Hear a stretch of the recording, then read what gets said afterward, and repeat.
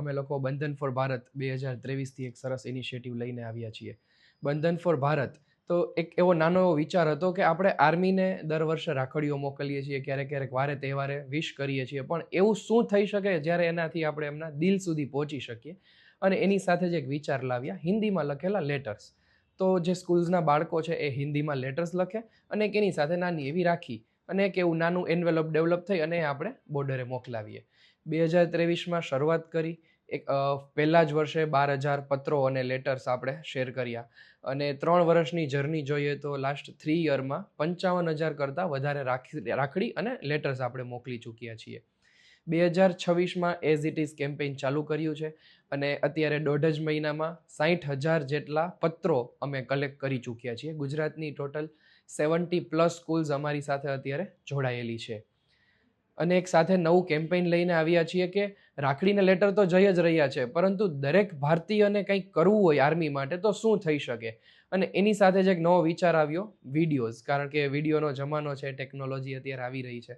તો કોઈ પણ ભારતીય વ્યક્તિ નાનો એવો વિડીયો બનાવી અને આર્મી માટે છે એ વિડીયો રેકોર્ડ કરી અને વેબસાઇટ પર અપલોડ કરી શકે છે.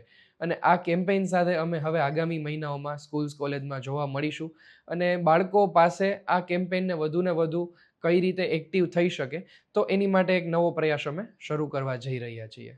2026માં આપણી સાથે ગુજરાત તો દર વર્ષે સરસ રીતે ઉમળકાભેર જોડાઈ રહ્યું છે, પરંતુ રાજસ્થાન, મહારાષ્ટ્રમાંથી આપણે નાસિકથી આવેલું છે કલેક્શન, પછી નાગપુરથી કલેક્શન આવેલું છે, રાજસ્થાનમાં ઉદયપુર અને સ્પેશિયલી આપણે કાશ્મીરમાં ઉધમપુરથી આપણને આ વર્ષે રાખડીઓ મળેલી છે. ઉધમપુર આપણે આ વખતે શરૂઆત હતી અને એકમાત્ર ગર્લ વોલેન્ટિયર ત્યાં આપણે થઈ હતી અને એને એકલી વ્યક્તિએ, એક ગર્લે 1,500થી 1,700 રાખડીઓ આપણને મોકલાવેલી છે.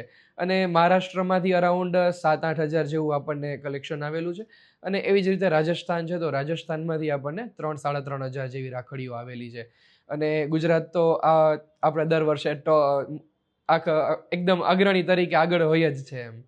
એમાં 2 થી 3 પ્રકાર હોય છે. ઘણી બોર્ડરો ડિસિપ્લિનના કારણે એવું કહેતી હોય છે કે તમે અમને કુરિયર શેર કરી આપો, તો ત્યાં કુરિયર દ્વારા જતી હોય છે.